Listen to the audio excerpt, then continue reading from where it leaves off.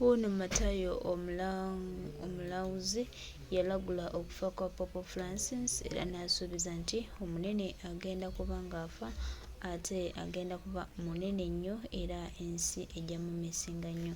Katambi ke kayongedde okusaasaana. Ono nno teyakoma kulagula ku Papa Francis yekka wabula omukulu ono yalagula ne ku mwami Yosete Buhabulwa n'ategeeza nga bw'atagenda kisobozesa okutuuka 2026 wabula ate munaye kyewuunyisa n'amala n'awambibwa.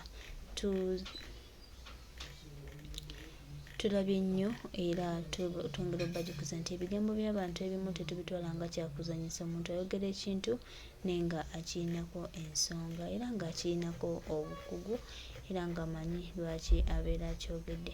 Twongera obbajukiza nti ebigambo bya Matayo ebigenda mu maaso era bye tuli mu kulabako oba bye tuli mu kuwulira ng'alagula ku nfa ya Papa Francis bigambo by'amaanyi ate era birabika nga bituukiridde. Njagala nkuwe katambi k'omukulu Matayo ng'agenda mu maaso n'okulagula endagula ye era yategeeza nti omukulu ono yazaalibwa mu 1936 ate agenda kufa mwaka 2025.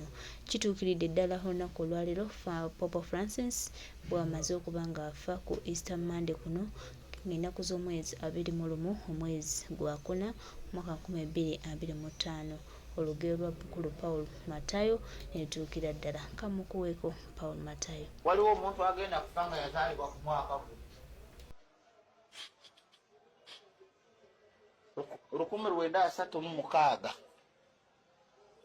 naye omuntu ono abulayo ebbanga ttono ddala ate muntu w'amaanyi okwetoolola ensi eno naye sigenda mwogera linnya katumulindirire bw'anaamala okufa bajja kuba babawo ebyafaayo bye nti yazaalibwa mwaka guno. So mwe mulinde omwaka guno omuntu agenda okufa mu guno omwaka nga yazaalibwa mwaka guno nga w'amaanyi mujja kuba mumulaba. Muntu w'amaanyi ddala era bw'anaafa wajja kubaawo ekidde ekivuga okusinziira ku bibala oba ebintu ebitambula tufune obukulembeze obupya nga bwenkibala. Waliwo omuntu agenda kufa nga yazaalibwa ku mwaka guno 1936 naye omuntu ono abulayo ebbanga ttono ddala ate muntu w'amaanyi okwetoolola ensi eno naye sigenda mwogera linnya katumulindirire bw'anaamala okufa bajja kuba babawo ebyafaayo bye nti yazaalibwa mwaka guno. So mwe mulinde omwaka guno omuntu agenda okufa mu guno omwaka nga yazaalibwa mwaka guno nga w'amaanyi mujja kuba mumulaba. Muntu w'amaanyi ddala era bw'anaafa wajja kubaawo ekidde ekivuga okusinziira ku bibala oba ebintu ebitambula tufune obukulembeze obupya nga bwenkibala. Waliwo omuntu agenda kufa nga yazaalibwa ku mwaka guno 1936 naye omuntu ono abulayo ebbanga ttono ddala ate muntu w'amaanyi okwetoolola ensi eno naye sigenda mwogera linnya katumulindirire bw'anaamala okufa bajja kuba babawo ebyafaayo bye nti yazaalibwa mwaka guno. So mwe mulinde omwaka guno omuntu agenda okufa mu guno omwaka nga yazaalibwa mwaka guno nga w'amaanyi mujja kuba mumulaba. Muntu w'amaanyi ddala era bw'anaafa wajja kubaawo ekidde ekivuga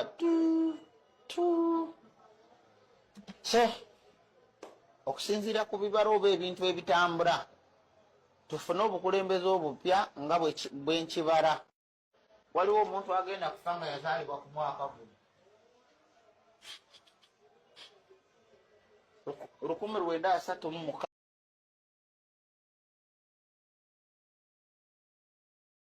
Ebyo ebigambo bya Matayo omulamuzi era nga yalangirira enfa y'omukulu ate maze n'okuba nga etuukira ku lugero lwe era n'omwaka gwe yalangira nti omunene we gwagenda okufiiramu era munnange era gwafiiridde mu sso. Bigambo bya Matayo, si bigambo byange. Nitwongera okusabira Papa Francis Mukama amuwe ekiwumulo eky'emirembe n'omwoyo gwe agulamuze n'ekisa. Ate era mu ngeri y'emu nkuwa akatambi kano omukulu Matayo ng'ategeeza mwami Tebuhabulwa nti naye 2026 tagenda kumumeekinga. 2026 mwami Yoseri Tebuhabulwa ayinza obutakikola, ayinza obutatuukayo. Byonna biri mu Matayo omulanzi agenze maaso n'okulagula ku nsonga nnyingi. Kati ogenda kuwulira okutya okulyawo. Mwami Museveni yamaze dde okukankana kubanga Katonda olaba atutte paapa atalyanko ku ssente ya w'omusolo, atalina muntu gwe atalina musaayi gwa muntu mu ngalo, naye Katonda n'amuyita olwo ye ali mu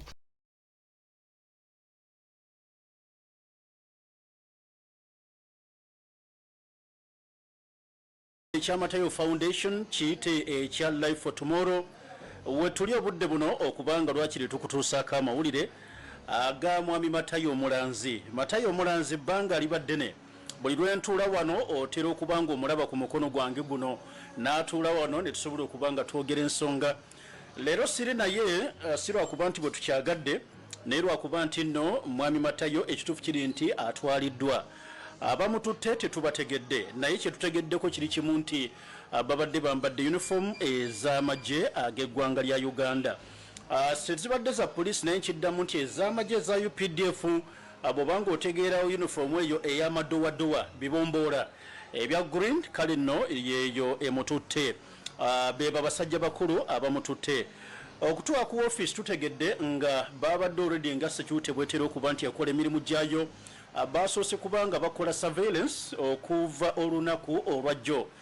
Ne balyoka bakakasa ofiisi weebeera atuula ludda wa abawo obudde ki, era kyova olaba nti okusinziira ku bannaffe abasinga okuwangalira wano ku ofiisi, omu ku abo abazze okumunona olunaku olwajjo yazzeeko wano ku ofiisi era nga baclients abalala be tutuuka okubanga twaniriza. Yabaddewo ku ofiisi n'abuuza byabuuzaawo ABCD oluvannyuma n'agenda. Kale nno ye omu ku abo nno abakulembeddemu enteekateeka y'okujja olunaku olwaleero okulaba nti bamutwala. Tubadde bamukisa nti mu byonna ebibaddewo lwakiri tusobodde okubaako akavidiyo ke tukwata akalaga ne drone bwe batyo nno mwe bamunonedde ne batuuka okuba nti bamutwala. Era okumujja ku ofiisi zaffe wano e Kasubi bamuvuze ne batuuka ku bitaala by'e Kasubi. Oluvannyuma lw'okuyimuyisa ku bitaala by'e Kasubi nga bw'osobola okugubirira vidiyo yaffe ne kulaga drone bambuse bwambusi ate ku lugenda ku Masiro. Era ntegeeza ku bannange nti engeri drone gyekutte ku sayidi y'Amasiro nze ng'omu neeraliikiridde mu lwaki ekyo kansooke nkireke. Lwaki sandiiraliikiridde ng'ekutte Naakulabye oba ng'ekutte Makerere naye ate bw'ekwata sayidi y'Amasiro lwaki mbadde mweraliikirivu? Nja kukitaputa oba oliawo omulundi ogunaddako. So tetumanyi kikye bamutwalidde olw'ensonga enfaanana yaabwe n'entunula yaabwe n'embeera gye batonzeewo nga tefaanana nti basobola okubaako kyonna kye bannyonnyola yafeesi eya L40 nti omukulu tugenze naye olw'ensonga ABCD oba nti ffe ab'ekitongole fulani ffe tugenze naye ku lw'okwagala okubaako bye tumwebuuzaako. Byonna tetusobodde kubaako mukwano gwange kitutegeera. Kakati ebisigadde zisobola okubeera oba oliawo kwegamba eŋŋombo n'endowooza ng'omuntu gy'osobola okubanga bw'oti obeera nayo mu kuteebereza ku ki ekitwazizza mwami Matayo Omulanzi. Jjukira bino bigenze okubeerawo nga tubuzaayo ennaku 2 zokka okubanga tugenda mu matikkira g'omugagga. Anti ga nnaku za mwezi 22 omwezi guno gwennyini ogwokusatu, leero ennaku z'omwezi 19. So ekiri wakati awo tusabe busabi Mukama Katonda w'ekisaabire ng'ayamba. Naye olw'okuba nti bino bibeereddewo nange ng'omuntu ate mbadde mu assignment ndala ez'ekitongole, njagala okubanga tufuna omu ku bannaffe ndowooza kantube mwami Stone Wananyambe kagenda abeere ng'amuleeta asobole okubanga bw'atya neegattako kubanga atusigira ekifaananyi ku mbeera nga bwebadde. Ono gwe mbaleetera njagala mbakase nti y'omu ku baclients baffe era mikwano gya Matayo Omulanzi. Mukama wange nsaba okkirize obeere ng'otuulawo ku ntebe yaffe wano. Ngambye nti y'omu ku mikwano gya Matayo Omulanzi ate era nga y'omu ku baclansi baffe mmwe mikwano gyaffe abali mu Board of Africa group yaffe eri ku WhatsApp ndowooza mumumanyi kubanga y'omu ku bammembers era ebyabaddeewo y'omu ku basoose okubanga bw'ati abakanyugirayoka akamesegi okubategeeza ebigudde ku mwami Matayo. So engeri gy'abadde obulambalamba kamala okubanga lwakiri ku ddakiika eno musaba akkirize abeeko nekyasobola okubanga atunnyonnyola ye ku mbeera nga bwagire. Mukama wange se bunkwaniriza kale Mr. Kalule weebale okutuukira ku kitongole ekya Matayo Foundation. Mbalamusizza bamemba ba Board of Africa Bande Richard nga bulijjo era nga benze mbagamba nti ffe nga abaddugavu omulimu Mukama waffe gwe yatandika naffe tulina oguggusa. Richard oviiriddewa? Badde nviiridde Kayunga Wakiso. Okay. So giwavudde okukeera n'ojja kuwano ku kitongole? Nga mbadde nze kufuna ku kopa. Okay. Akati njala nkubuuze ki kyolabye ebintu ngeri gye bitandiseemu? Kati kyendabye mbadde ndi ku counter nga mbuuza bbeeyi eya kopa kati ne waba wankubira essimu ne mugamba kansooke mala okukwata ono kati benzikiridde ng'ona omukyalo ali ku reception ku counter gw'ogamba kamala okukwata ono nova ku counter ngenda ku veranda. Okay. Kati bengenze ku veranda ngenze okulaba akamotoka ka drone eri wansi nga kasimbye nene mugamba omusajja gwensembyeyo okulaba abadde ayambadde yunifoomu y'amagye gaffe omutima ne guŋŋamba kirabika bazze eno waggulu wa Mukama waffe kyekikujjidde ekyo ekinzijidde. Kati ngenze okukyuka okutunula emabega ku mulyango gwa woofiisi kubanga sikubadde wala nnyo nagwo wabadde omusajja abadde omuwanvu nga yambadde jaketi ya black ng'asongera ku musirikale ono nti guuguli omulyango Matayo mwabeera. Okay. Kati ng'asonga ku woofiisi ya Matayo? Ku woofiisi.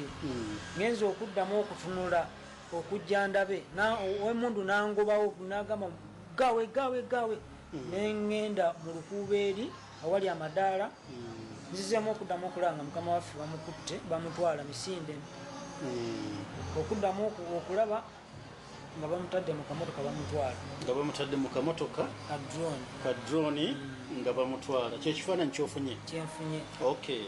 Weebale tweyanziza tweyanze kale ekyo kimala.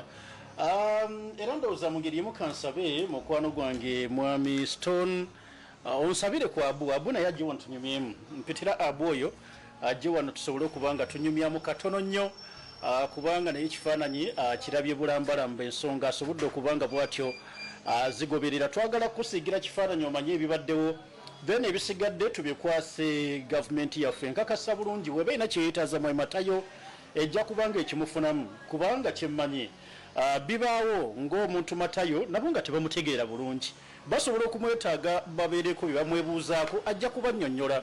Matayo talina kyakolera mu nzikiza kyonna tekiriiyo byonna byakola abikolera mu musana so ndi mukakafu bwe kiba nga balina kyonna kye bamwetaaza bajja kifuna kuba Matayo talina kyakweka era ajja bategeeza nti abo mba mwagala kino kiri bwe kinebwe kiti monnebuuzaawo ku kino ensonga eri bweti nebweti nkakasa nti ajja kusobola okubanga bw'atyo abannyonnyola bulungi era ensonga bajja kubanga bagitegeera.